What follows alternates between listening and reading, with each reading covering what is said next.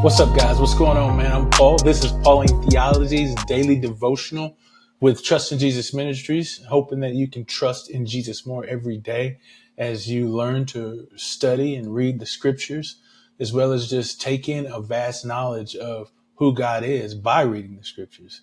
Just trying to get you guys to know and love Jesus more, because there's no one better.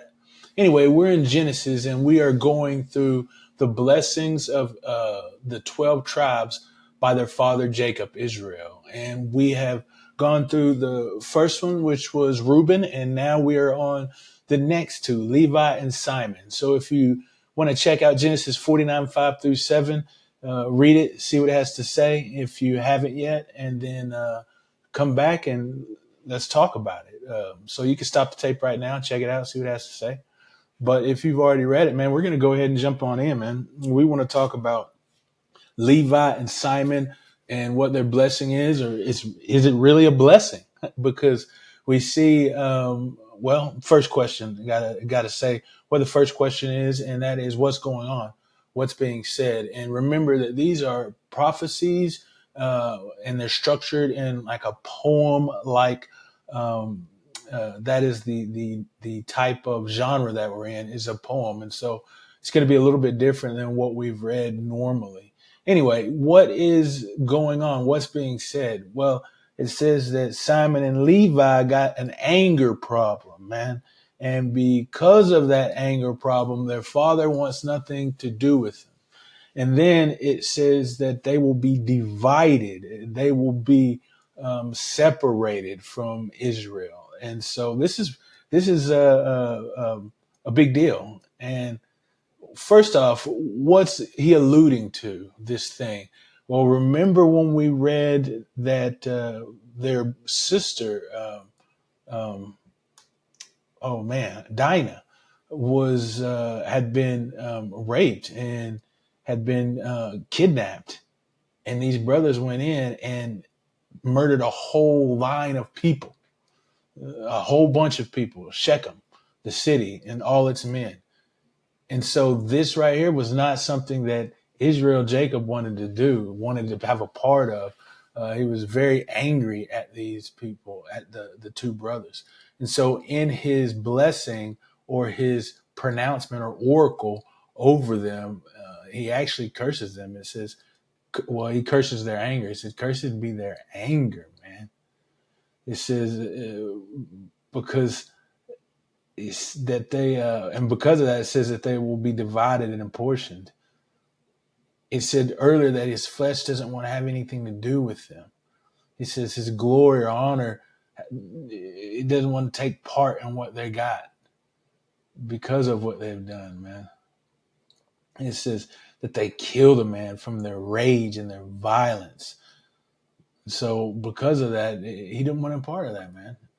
That was the scene that happened, was the destruction of that people. And I guess what Jacob might be saying one way is that if it was just revenge on, say, the two that committed the offense, but instead it was the whole city they took out, and that was reckless anger.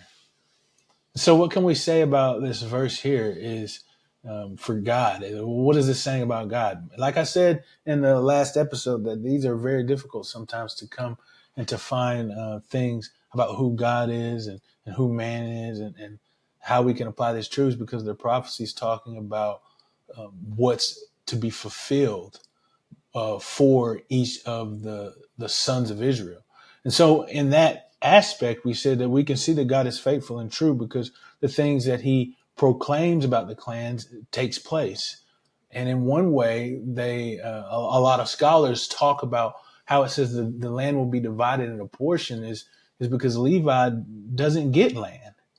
Um, Now the Lord is their portion, is what is called to, but it could be a a fulfillment of the fact that they do not get a portion of land because of what these brothers did, because of what Levi did. So in that respect, in that regard, it's a fulfillment of God being faithful to his word, to the prophecies that come, but that punishment comes to the next generations.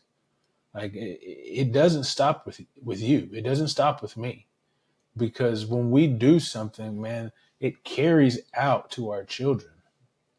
Now, they are responsible for their own actions, but we all know that kids are influenced mightily by their parents. And so the anger and the wrath that these brothers had could carry down to their children. And it does. And the punishment for that can carry down. But what does it say about man? I think this says a lot about man, is that anger can ruin somebody. And we've all seen people that have terrible tempers and wind up in terrible situations because of that. I think that is a major factor in what this happens when we think we're doing something justly, looking back upon the incident that occurred, when in reality it wasn't just. It was more, uh, um, doing more than what would be just, and so because of that, it was needless and reckless. And I think that is one of the issues that took place with Israel and his sons. And I think that's something that happens with us. We don't want an eye for an eye. We want an eye for an eye, a tooth, a nose, a hand. We want to do more, inflict more damage because of the anger uh, that we have. That's why we see in the New Testament where it says, vengeance is mine, I will repay, says the Lord, in Romans. And this is because uh, God has the perfect justice. God is perfectly just in all that he does. So going back to what's to say about God, we could go back to that and say that God is a just God, and that he is the perfectly just one. How can we apply these truths to our lives? Well, I think the easiest way to think about it is to restrain our anger. If you went through me with James, we talked about anger, and it says that the anger of man doesn't achieve the righteousness of God. And so what we need to do is be slow to anger. We need to be calm and allow God to give vengeance for us, because he is the true one, the one who truly is just in every way. Now, that doesn't mean that we shouldn't be angry at things, because some things should make us want to clench our fists. But the reality is that we need to take these things, these emotions that we have, not only just anger, but all the other ones, and go to them with God and see how we should act out those emotions. And I think that's what we should do.